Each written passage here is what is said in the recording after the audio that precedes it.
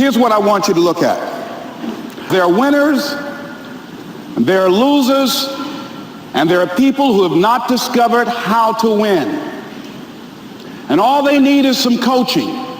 All they need is some help and assistance, just a little support. All they need is some insight or a different strategy, a plan of action to make some adjustments that will open up the key to a whole new future for them, that will give them access to the unlimited power that they have within themselves. That's all that they need.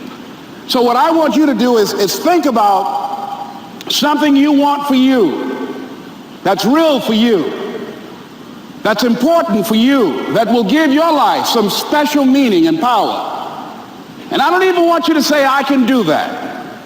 I don't want you to assume that. See, 5 years ago when I started out in this area, I would not have been able to make the mental leap that I would be up to where I am right now.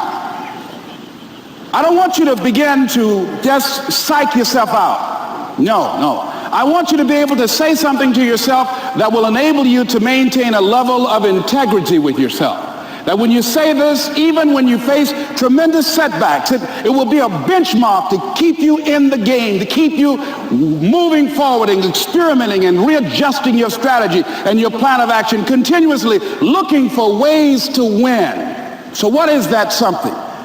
When you got an idea you want to move on, you might not have the money, you might not have the education, you might not have the support or the resources you need. What is that something that can keep us going, that will enable us to act on our dream? What's one of those keys that will begin to help us to discover the secrets to our dream?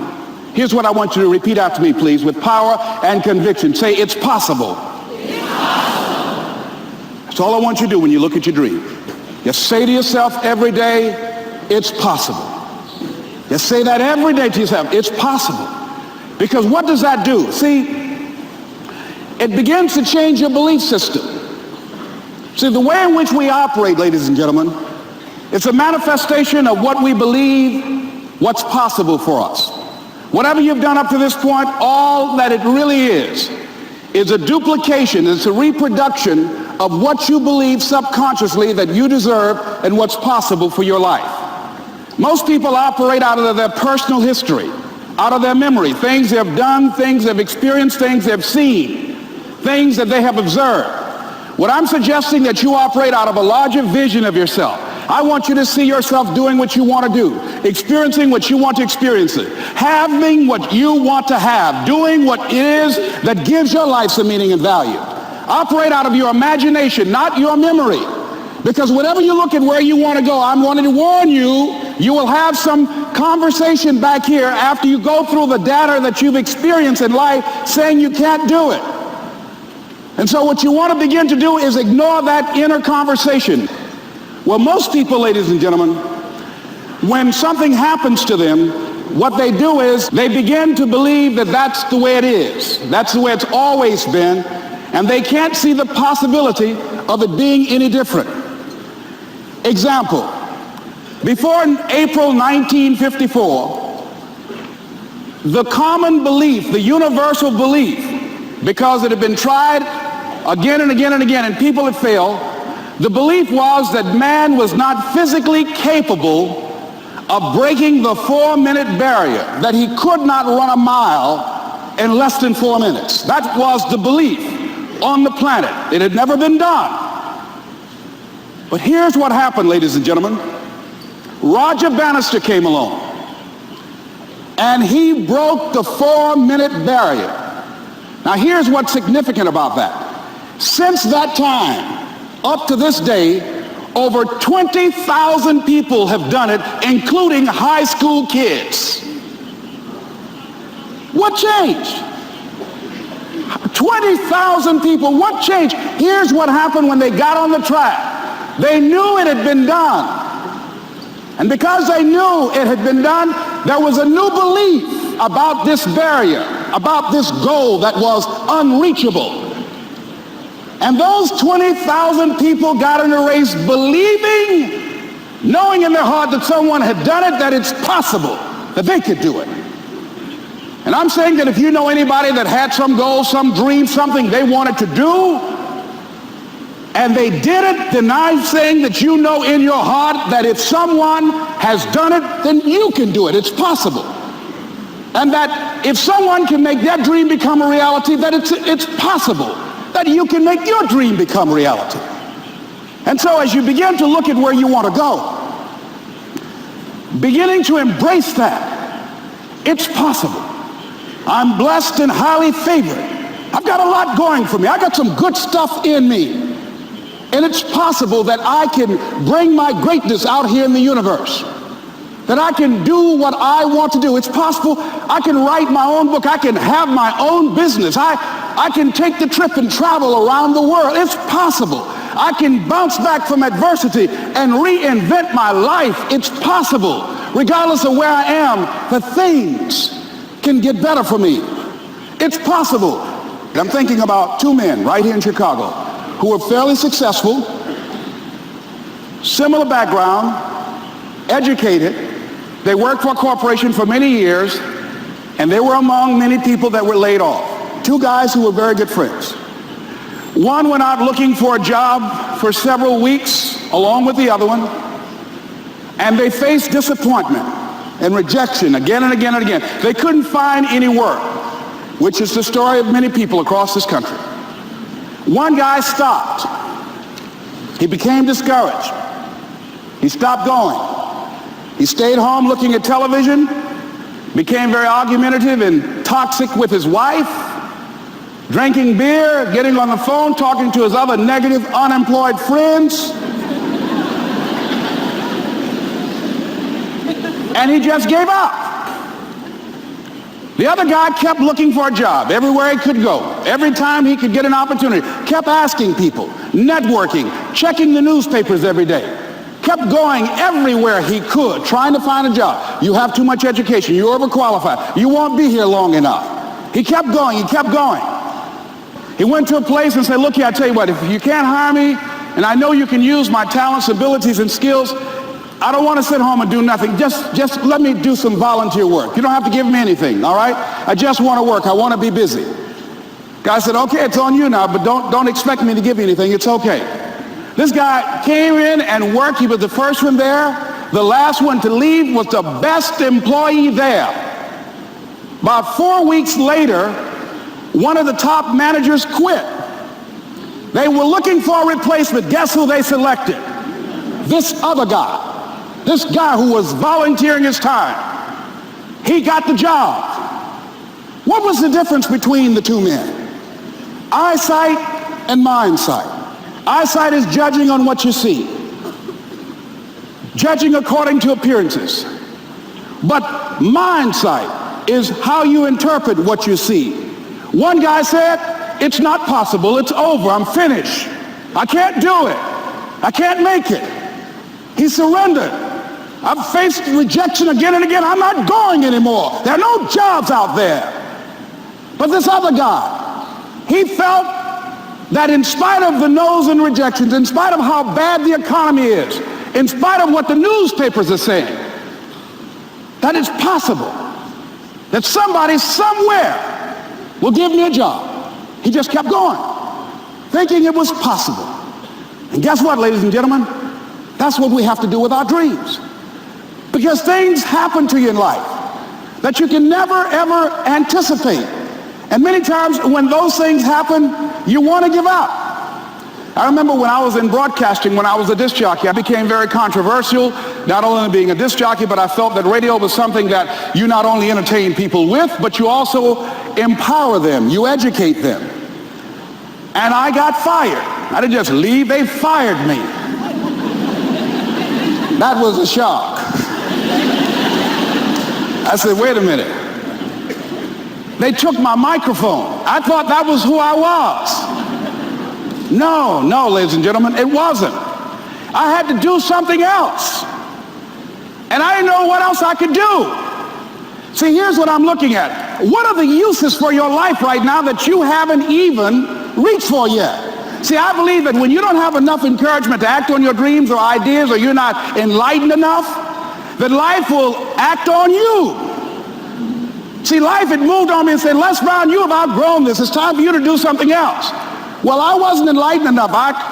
organized some disc jockeys and got my job back. So they had to fire me again. I got fired twice. Here's what I did. I had to think of something else. And so a guy suggested to me, he said, Les, why don't you run for office?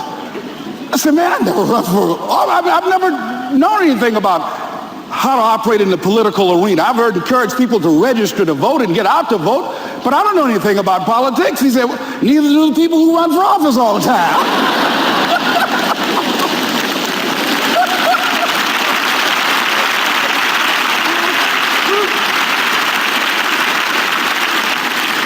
So I ran. Now here's what I'm suggesting. I ran. You got to do what you can where you are with what you have.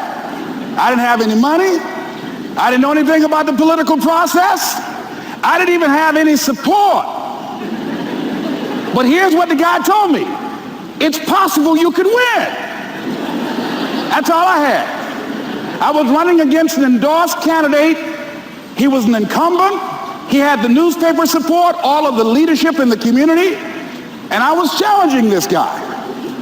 So I had a saying when I was on radio, stand up for what you believe in because you can fall for anything. And I would go door to door. I have my kids on one side of the street. I would be on the other, and I'd knock on doors. Hello, my name is Les Brown. Tell everybody I'm still standing.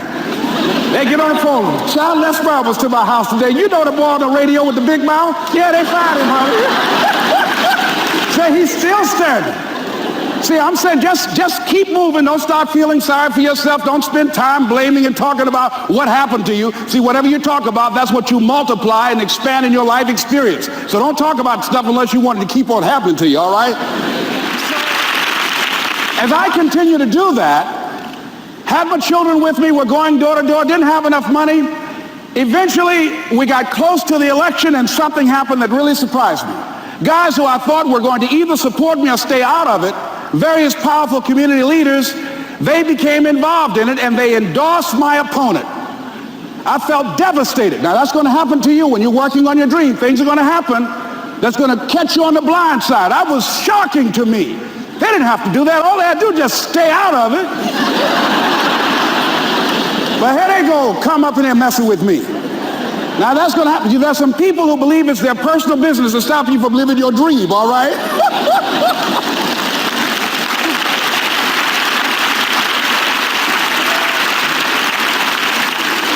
But I didn't deal with that. You want to make your dream come true, you got to stay focused. Some people rather get even than get ahead. Stay focused on where you want to go. I just kept on doing what I was supposed to do.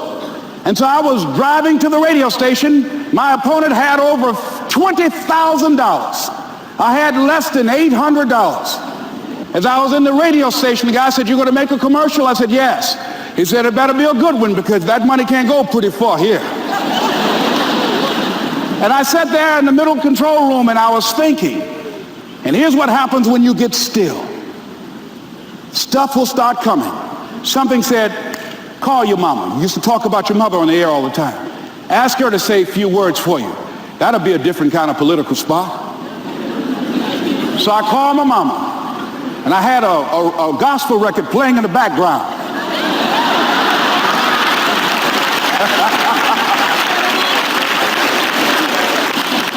And then I had my mother say, "Hello, this is Mrs. Mamie Brown. When I raised my sons, I raised them to be good children. When they got out of hand, I beat them behind and made them go right. Please vote for my son. He's a good boy."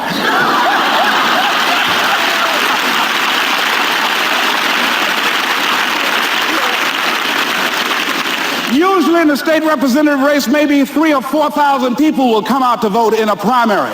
In that primary race, over 27,000 people came out and voted and said, "I'm voting for Les Brown because his mama said he's a good boy."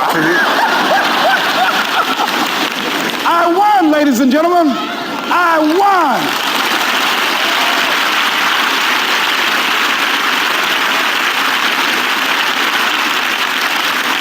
So you've got to be willing to stay focused, to be creative, to be relentless, because things are going to happen to you when you're working on your dream, when you get on track. I remember when I first got involved in speaking, one of the main things that speakers like to do is speak to a certain association that they have over 10,000 of their sales reps had come to this convention. And I was relentless. I kept saying, it's possible. It's possible. See, what I want to let you know and set you up for, because you said it's possible, don't mean that you're not going to have any problems. That Murphy's Law ain't going to come and slap you side the head. Oh, Murphy going to come visit you. He's waiting for some of y'all out in the parking lot. Oh, you say it's possible. Okay, it's possible. You got to get up. Well, I was working. I kept saying it's possible. They got other speakers on this program. I can be on that program too. I kept selling myself. I got all fired up. And I was calling them every day. And the lady finally said, Mr. Brown, I tell you what, we want you to come in and talk to our sales executives. You got the kind of fire and guts that they want that will motivate them. And let me tell you something else. We want you to bring your motivational tapes. You're going to need at least $50,000 worth of tapes. I said, is that right? Yes, because they want to keep that drive alive.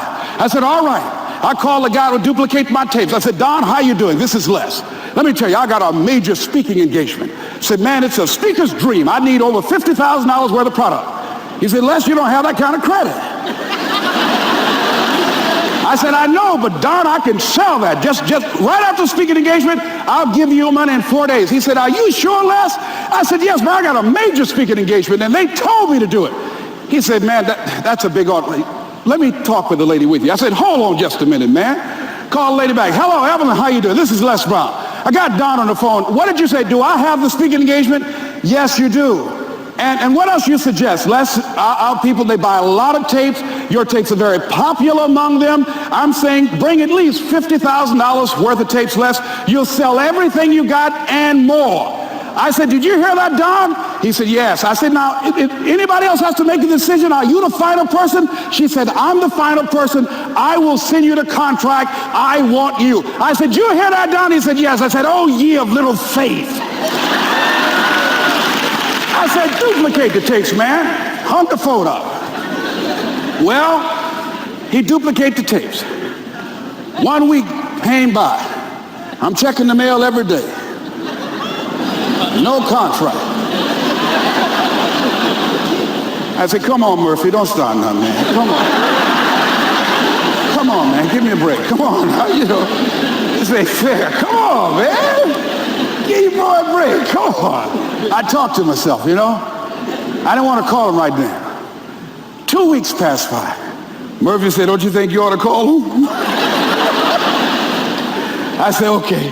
I called. I said, hello, this is Les Brown calling. How you doing, Les? I said, fine. I said, Evelyn hasn't sent my contract out yet. Any additional information you need? So, Les, you haven't heard? I said, no. I said, Evelyn died. I said, she died? I said, did she say anything about me?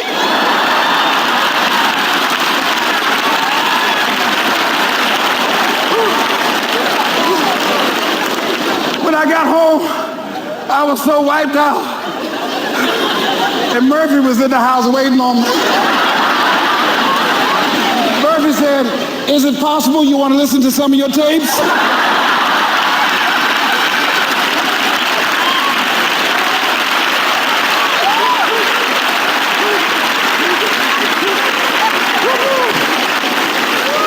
But ladies and gentlemen, here's what I had to do. I had to begin to focus on what was the solution. That this was not the only place that I'll be able to sell those products. And as I began to challenge myself and got some help and support and some other input, I eventually did. It took longer, but it was challenging. But I did it. Repeat after me, please. No matter how bad it is, or how bad it gets, I'm going to make it. I'm going to make it. Shake somebody's hand on your right and left and say, you got that right.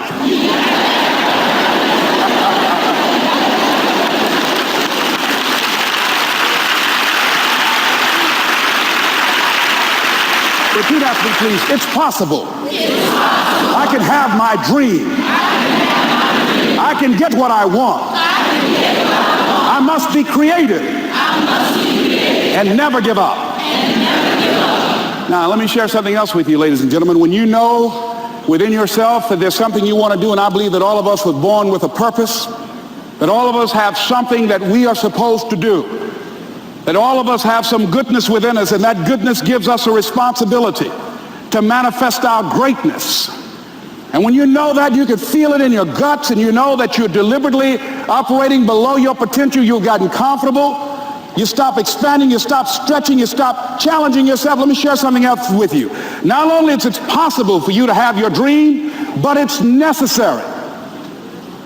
It's necessary that you have it, that you work on it, that you develop yourself, that you go for what is yours in the universe. I have a friend that at the beginning of the year I was in Los Angeles giving a speech, and I do a seminar teaching people how to become involved in the speaking business, and also one called Speaking with Power, teaching people how to begin to develop their communication skills. And this friend, I said, I want you to work with me. I called her up. She said, Les, are you sure I can do it? Sure you can. You have a PhD in communications. I don't have that. If I can do it, sure you can do it. In fact, I'm going to give you the support that you need. Here's what I realize, ladies and gentlemen. We only have enough energy to take us to a certain level, but it's necessary that we assemble ourselves with other people who share our vision, other people that can see it for us, to give ourselves a home court advantage.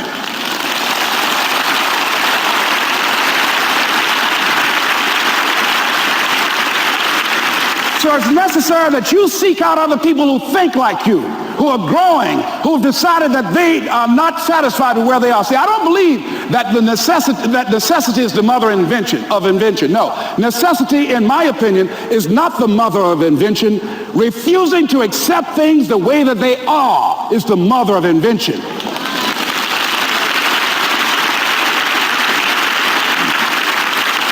When you decide, I'm not going to settle for this, this is not going to be it for my life, I deserve more than this. See, that will start making you do some stuff. See, a lot of people go to work every day miserable, and all they do is just talk about how miserable they are. But they don't do anything about it. So I was telling her that I knew she hated her job with a passion.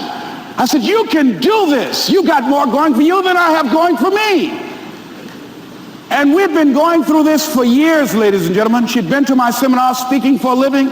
She brought her husband, and that was one of the major problems that I realized that happened in her life. He couldn't see it for her. So you got to make sure that you have people in your life that can see it for you, that will encourage you. Non-affirming relationships can hurt you.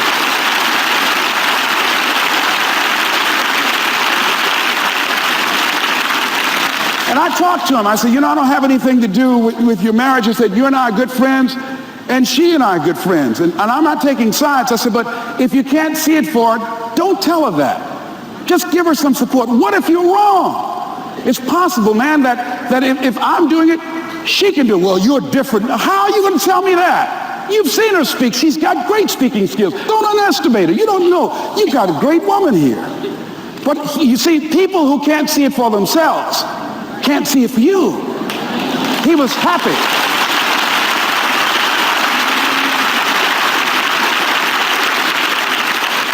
So I said, will you do it with me? I said, I'm going to give you the support you need. You can't do it by yourself. I will stand with you.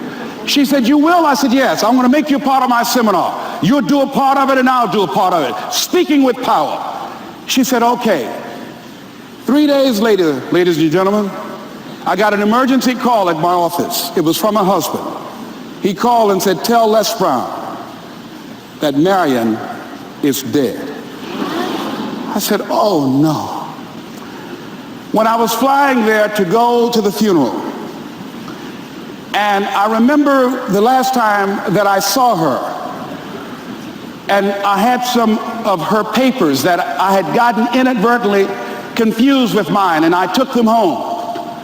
And I was searching through these papers to do one of her works. She was a prolific writer. And what got me, what was so sad that made me begin to cry, was that there were poems that she had started that were profound poems, great thoughts that she didn't complete. Plays that she had started that she didn't complete. See, that poem was given to her. I can't finish that for her, nor can you. That play, whatever the outcome that she had envisioned, that she had imagined, was given to her. Only her. And she's the channel that was going to come through. You are here, and you are the vessel, you are the outlet for the universe. That you've been selected. There's something for you to do. I believe all of us have some purpose for being here. And as I was going to the funeral, and I was reading a newspaper that said that millions of people are dying because of what they're eating, talking about their diet. And I'm sure that it was Marion talking to me, whispering, saying, Les, the next time you speak, say that even more are dying because of what's eating them.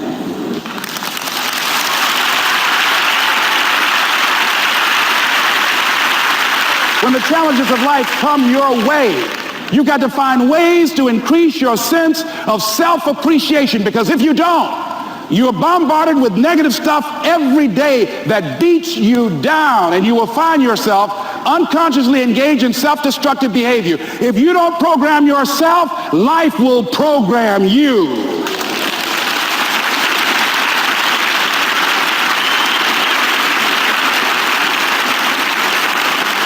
So you want to have an agenda for your life. It's necessary that you have some direction for your life. A friend at the National Speakers Convention gave us a presentation, and it really struck me. He was talking about when he was traveling across Europe, Warren Gresham, and he said at different points, soldiers would wake them up on their journey and ask him the question. And I pose this to you. The question was, where have you been? Why are you here? And where are you going? And that's what I ask you. Where have you been? Where have you been up to this point? You look at your life. You look at what you produce. Is it giving you what you want? Are you living on purpose? Are you living your dream? Are you acting on your ideas? Are you doing all you can do? Have you gotten comfortable? Are you procrastinating? Are you evading your own greatness? Are you surrounding yourself with people that can nourish you? Are you challenging yourself? Are you experimenting? Are you learning something different? Is your life an adventure, or is it boring? Where have you been? Why are you here? What brought you here? Investing the time, the money. What brought you here? And where are you going? What is it that you can get out of this session, out of this lecture?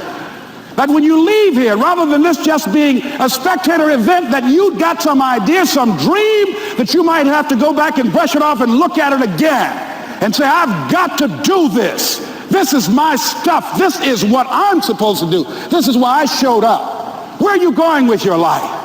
What decisions are you making right now as you look into the future?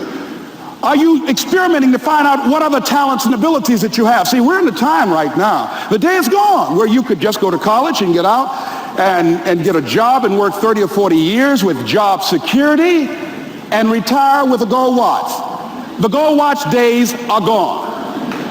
Brand new day. Party's over.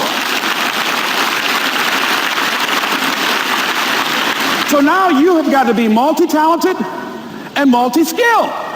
You've got to use all your stuff. You don't know what else you can do. I didn't know I can do what I'm doing right now. It's necessary that you stretch and challenge yourself and say, let me see. I start out as a trainer. I'm a trainer. That's what I am. That's what my expertise was in. And then I decided, let me see, can I speak? And then I discovered, hey, I can do that. What if I hadn't tried to do that and just been satisfied with just being a trainer, with a limited vision of myself? And then after training, and then I said, well, maybe I can go into business for myself. And I started speaking, going into business for myself. Well, maybe I could train other speakers and teach them how to go into business for themselves. See, you want to have a backup plan. You want to have other strategies for yourself. In case this doesn't work out, you got something else going over here. You don't want to ever put yourself in a situation where you have a limited vision and you're only using a limited amount of your talents, of your skills, and of your abilities. And I'm saying to you, it's possible you've got some talents, some ideas in you, your ability to do some stuff that you haven't even discovered yet. And I'm suggesting that it's necessary that you get outside of your comfort zone. It's necessary that you develop some new relationships where you can learn from people. It's necessary that you do reading, that you do research. It's necessary, if you're already involved in some business, that you don't be satisfied with where you are. If you want to make it today, it's necessary for you to constantly look at ways of getting better. Not only is it possible for you to have your dream, and it's necessary for you to challenge yourself to go after it and get better and leverage relationships that can help you get to where you want to go, but it's you. The major key to your reaching your dream, your living up to your greatness, your making your contribution is you. If the economy is good, fantastic. If the banks are loaning money, that's great. If people are positive, that's great. You don't have any opposition, that's great. But the major key to your making things happen in your life is you. When I wanted to get on public television, you know, they told me, you can't do that. So wait a minute, I've seen these other people on. It's possible I can get on. Leo Biscaya, John Bradshaw, it's possible. Wait a minute, excuse me, hold on, time out. Let's be realistic. Come on, be logical. I said, well, wait a minute, why can't I do it? Well, let's look here. Think about guys who have credentials, all kind of credentials. You don't have any college training. They're not going to put you on television. Give me a break. I said, thank you for that. God love you, and I'm trying. And went on about my business. You hear me? Let me tell you something. What people think about you and the possibilities for your dream is none of your business. That's their business.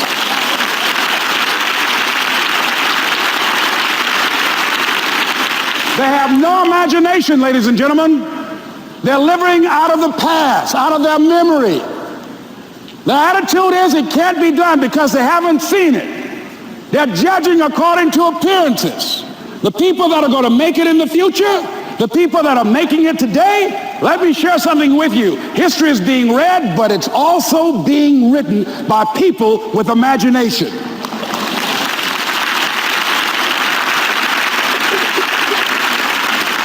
So I went to the next mode, necessary, to start talking to people and seeking and asking for what I wanted and leveraging relationships and trying to find out how do the people do it that went ahead of me? How do they do it? And then what is it I need to do? How is it I need to train myself, to develop myself? What's the resources that will be required in order to make it happen? And as I start seeking out and asking questions, I started running into people that I know someone who can help you do that. And they helped me get connected with those people. Remember, we have so much energy that can take us so far. It's necessary that you hook up with some other energy that can take you to the next level. I hooked up with them. They said, let's go. I said, away we go.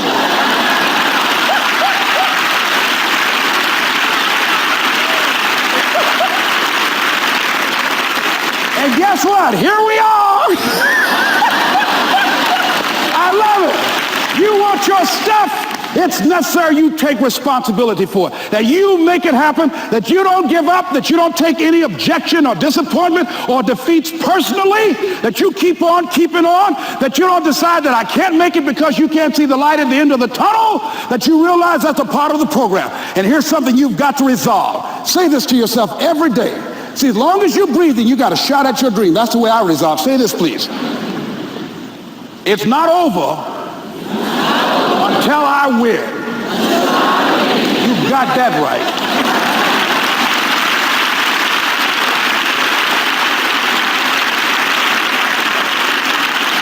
It's not over till I win. Not over till I get through.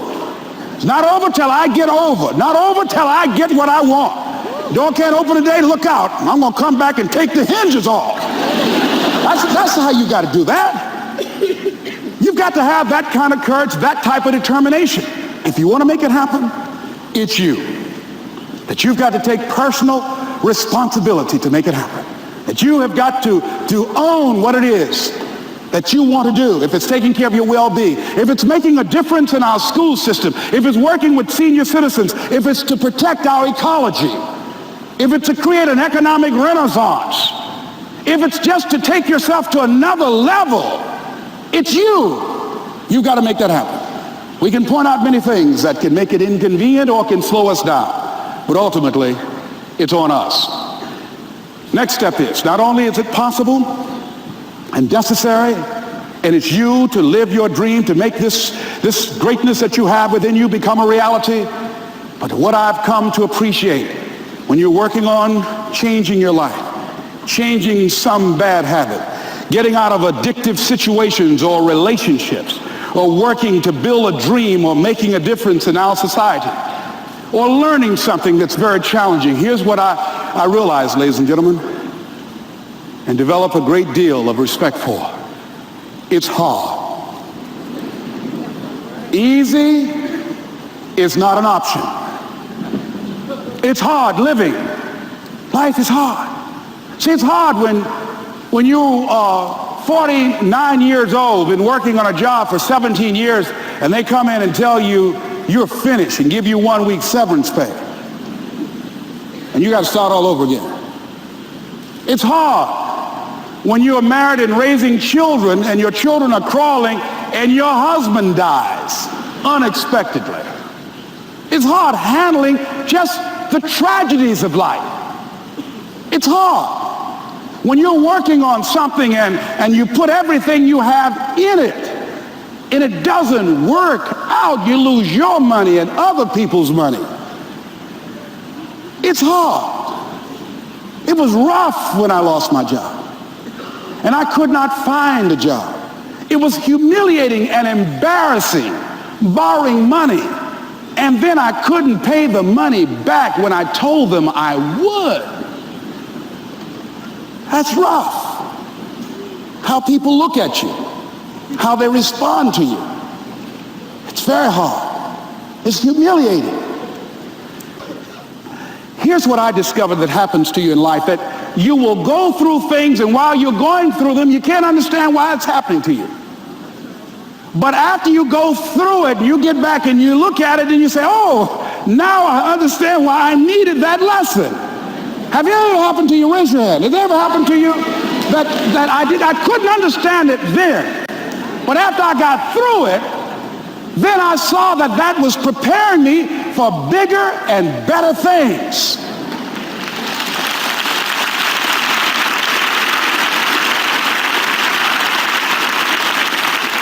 That as you go through the challenges of life and you look at it and embrace whatever comes to you, don't run from it. Step toward it. Don't try and duck it like most people do. See, most people want it easy. See, easy come, easy what? Easy go. See, but when you go at what you're going to deal with and you deal with the difficulties of it, when you handle those hard things close at hand, making those hard decisions right now that you don't want to make, learning those things that you don't like to do, but you know that in order for you to get where you want to go, this is one of the hoops that you have to flip through. And I'm saying to you, whatever you got to do it, because if you don't, life is going to whoop you until you surrender and say, okay, all right, I cooperate, okay, I learned, okay. It had to wear me out a long time. So if it's hard, then do it hard. Now, how do you hang in there during the hard, difficult times? Les, you must have faith. You've got to believe in yourself. You've got to believe in your abilities. You've got to believe in your service, your company, your ideas, unquestionably. You've got to have faith, and that faith gives you patience. That it's not going to happen as quickly as you want it to happen. A lot of things are going to happen that will catch you off guard. And so therefore you've got to deal with and handle it as it comes. And not only that, but that faith and patience drives you into action. You've got to keep moving and keep plugging away. I can see people coming out talking to a guy out there watering and fertilizing the ground that's not showing anything. Hey, what you doing? You've been out here a long time, man. And the conversation in the neighborhood is, you growing a Chinese bamboo tree, is that right? Yeah, that's right. Well, even Ray Charles and Stevie Wonder can see ain't nothing showing. You know that's how people are going to do you? So how long you been working on this? How long have you been working on your dreams? And you have nothing to show. This is all you got to show. People are going to do that to you. And some people, ladies and gentlemen, they stop. Because they don't see instant results. It doesn't happen quickly. They stop. Oh, no. You got to keep on watering your dream. And when it began to happen, they stopped laughing. They said, look. Whoa, look here. Look. Hey, man, you know, I know you can do it. Look, you got a job here?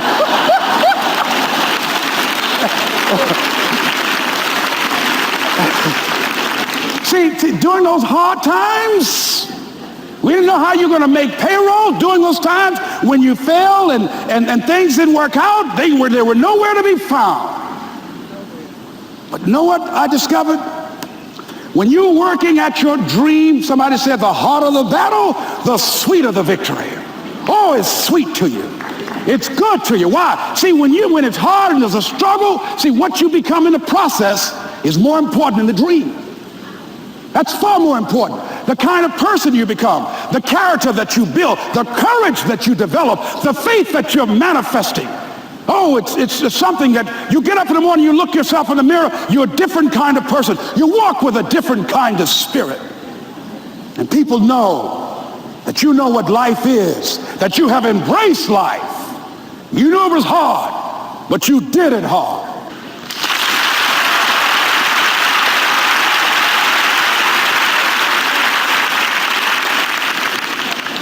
Now it takes us to the next level. If it's hard, why do people do it? You ask people who do things. Why do they do it? People who climb mountains just for the sake of it. Nobody paying them to do it. Just do it. Somebody said, I'm going to run around the world. He said, why would somebody want to do that? I'm going to swim the Atlantic Channel. Why? Why do people do that? I wondered, why would a Nelson Mandela give up 26 years of his life? Why do people do that? Here's what I discovered in high school.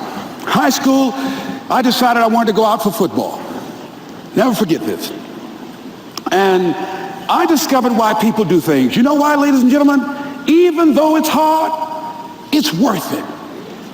It's worth it. See, one day we had Coach Elkin Hepburn had this plaque down there. And this wood on the floor, on the ground. He said, Brown, come over here. Had my suit on. I said, yes, sir. He said, I'm going to have old Larry Littles down there. Old big Larry. Yes, sir. Big, fat, sorry Larry. Yes, sir. Brown, I want you to get down bull neck. Yes, sir.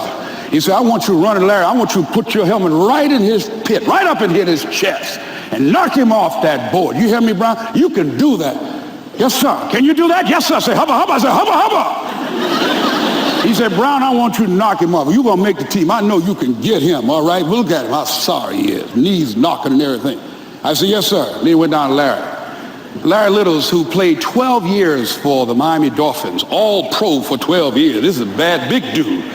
250 pounds, strength, agile, and all muscle. He said, Larry, he said, man, you know Brown down there. He's down there talking about your mom and everything. He talked about how fat and sorry you are and how he's going to knock you off this board.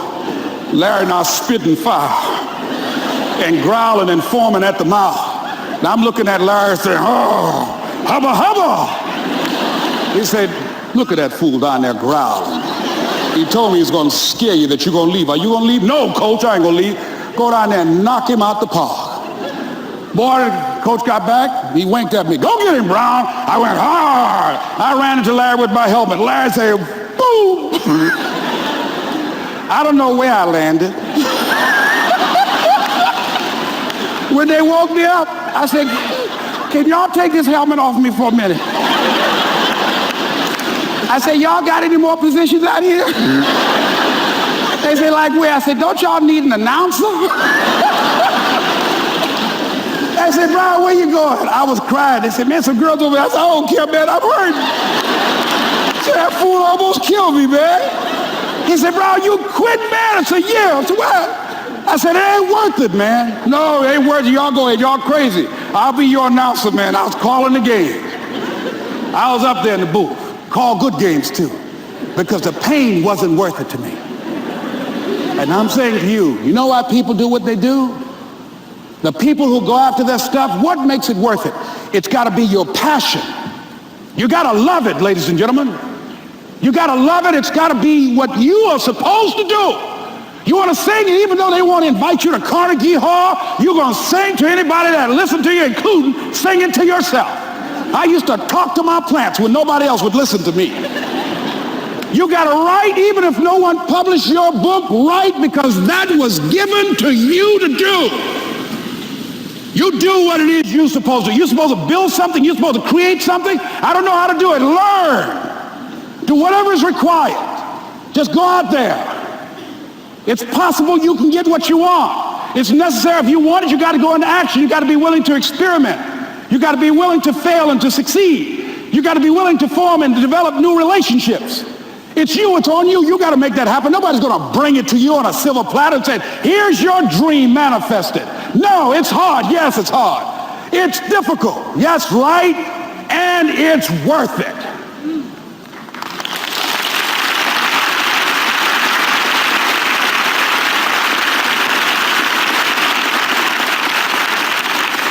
People ask, hey, man, these kids, man, it's rough dealing with them. That's right. That's right. You think peer pressure happened overnight? We went through peer pressure. I remember as a kid, some guys said, hey, Les, me and another fellow named Willie Lower, we were going home. Hey, man, we're going down to Gould's, man, and knock off a grocery store. I said, look here, I don't want no part of that. I'll see y'all later. Say, y'all chicken. I said, that's all right, you say whatever you want. Low star. I'm not chicken, man. Don't call me chicken. Then why don't you come? We didn't even ask you to come into place, man. All you do is just drive the car. That's all. I don't know how to drive that good. Well, we're trying to get Les to come. He's chicken. Hey, I'm not driving nothing, all right? Willie, don't care about what they say, man. Leave him alone. You want to go do it? You find somebody else to drive, or you drive yourself. Come on, Willie, man. Pull him. He stopped. I ain't chicken. All I got to do is drive? Yeah. I said, Willie, that sounds simple, man. Don't go, man. He went. And the next day we read the newspaper where when they robbed the store, when they came out running to a car, the merchant, the man who owned the store, came out just shooting wildly, and he hit the driver in the head.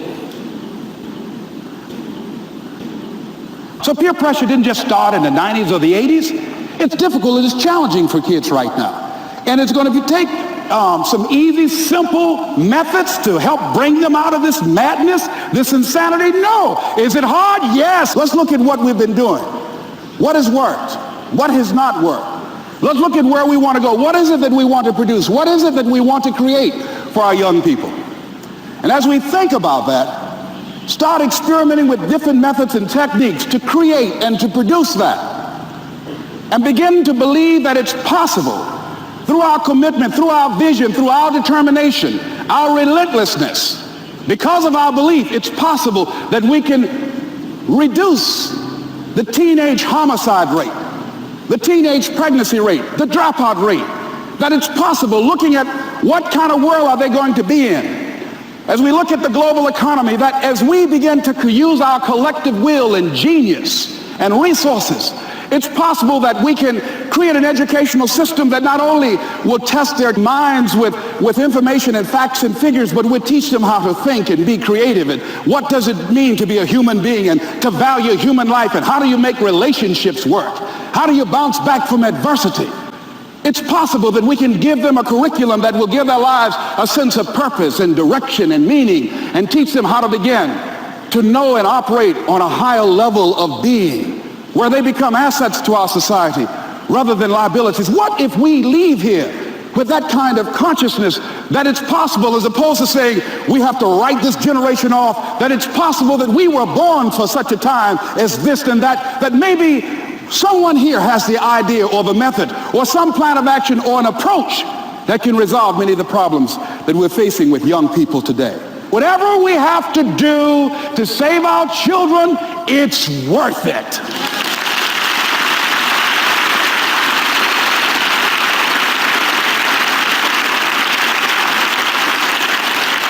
And so that brings me to the final step, that it's necessary for us to begin to look at the future and know that it's possible that we can have our dream. Yes, it is.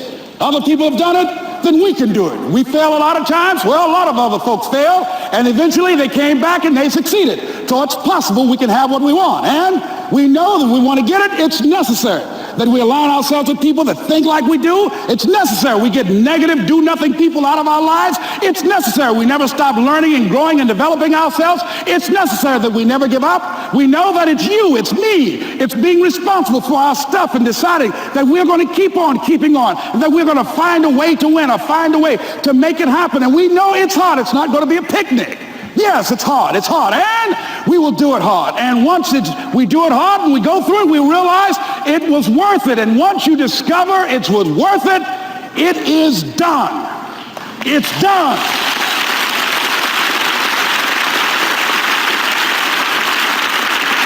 It's done, ladies and gentlemen, before it happens. Well, here's what I'm suggesting to you.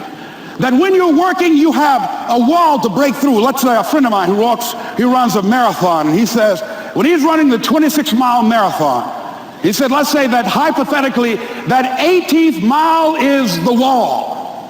He said, Les, when you get there and you're running, he says, everything in you is telling you to stop, to give up. Every muscle is aching, and you're saying to yourself, I can't do it. I can't do it. And you just keep on, and you keep on, and you keep on. It seems like you're moving at slow motion. And then eventually when you break through that 18-mile wall, then you know it's like done, and you're on automatic, and you glide on in, and you know it's there. You know you're going to get to the finish line. And we've all had experiences where we were working on something, and we knew it was possible. And we did those things that were necessary to bring it into reality. We took the responsibility to make it happen. Other people couldn't see it. A lot of people didn't believe it. You were attacked. You were criticized. People were opposing you, but you kept on doing it. It was hard. It was rough. It was difficult. But to you, it was worth it. And eventually you got to a level you know, can nothing stop me now. I'm on the move. I'm on the move.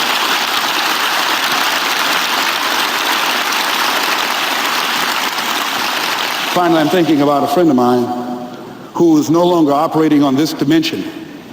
His name was Jack Boland.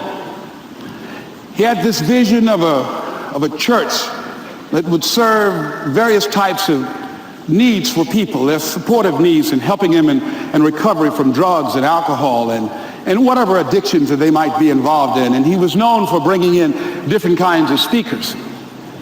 And over a year ago, he was diagnosed as having cancer, and he announced to his congregation that he's going to be taking chemotherapy, and that it was a possibility that the cancer would go in remission, and he was optimistic about that. And sure enough, it did for a year. And one of the things Jack always talked about is that he wanted to have his funeral while he lived. And so he invited a few friends, Wayne Dyer and myself and a few other speakers. He didn't tell us why we were there, but once we gathered there, the church, they told us in the room that Jack is going to announce to the congregation, he's bringing his doctor up. The doctor is going to say that we felt we could keep it in remission. It's out of remission, and he doesn't have much time left. And whatever words you want to say to Jack that you would say if he had made his transition, speak those words now. Well, we were shocked and we were somewhat stunned until Jack got there. They brought him in a wheelchair, and boy, was he courageous, and he had a strong smile, and they helped him up the steps, and he sat behind the podium. And each of us got up and we said a few things about Jack and the impact that he made on our lives. And he said, the doctor, after announcing that Jack didn't have long, he says, doctor, he said, I accept what you say, but it's possible that does not have to be the case. But if it is, I will enjoy life to the very last breath I take, even the chemotherapy. I will enjoy that. And Jack did, ladies and gentlemen. And when they said that all of his vital organs were failing, they called his family and his close church staff to the hospital and said he's dying. And so they came and they all gathered in the room. And Jack at that time was unconscious. And he gained consciousness, and he looked at them and he said, well, what strength he had, he said, I want to thank you all for being here. You've been a great staff to me. He looked at his sons. His daughter said, "You've been a great family." He said, "Don't feel sorry for me." He said, I'm ready to go. I'm looking forward to the next adventure." And he sat there for a little while, laid there, and he closed his eyes, and he lost consciousness. About an hour and a half later, he opened his eyes, and he looked at them, and he said, "This is embarrassing. I'm not dead yet." They were laughing through their tears. They said, "Jack, you are a character." He said, "Hey, I hate giving up this kind of control." So they predicted that Jack would die at the end of February. And then on the 2nd, they said, he won't see the light of day. He will be dead by morning. Ladies and gentlemen, Jack died on March 4th.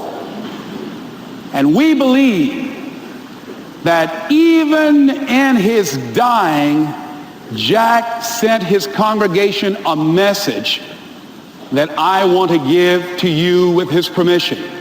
March 4th is the day he died, and we believe Jack was saying, "March 4th."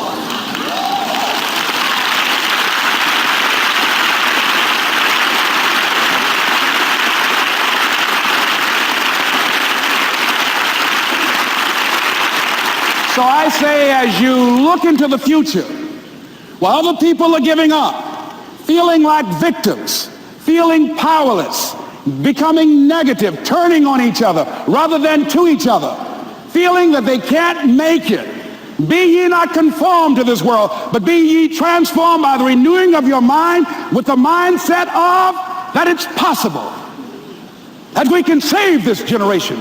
It's possible that we can create new industries, a new economy. It's possible that I can find a new profession, a new job. It's possible I can create a new life.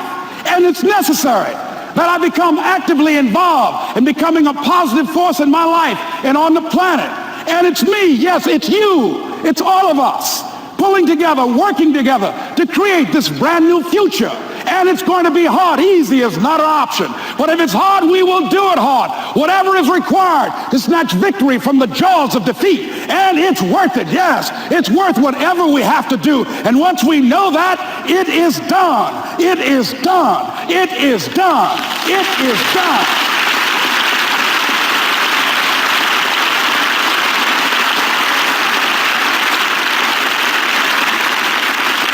So I say to you, whatever your dreams are, whatever you want to do, in the spirit of Jack, March 4th. This is Mrs. Mamie Brown's baby boy, Leslie Calvin Brown, saying, "It's been a plum-pleasing pleasure as well as a privilege." Thank y'all here. Thank you. Thank you. Thank you. Thank you.